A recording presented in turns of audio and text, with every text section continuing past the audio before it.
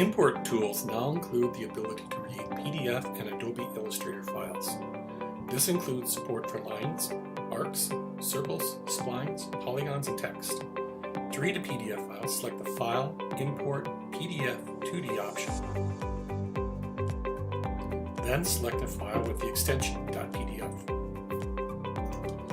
The PDF data is read as editable CAD objects where you can modify, scale, change line weights, colors, as well as annotate the data.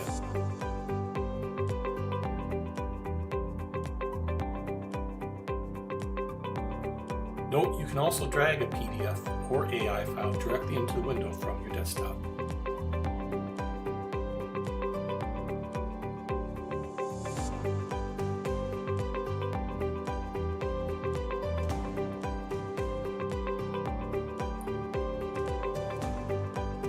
In addition to PDF file, the import tools also support reading native Adobe Illustrator files based on PDF. These files have the extension .ai.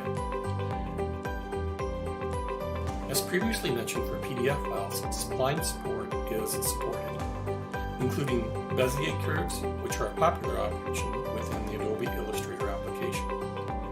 After import, you are capable of modifying all the control points that define the curve type.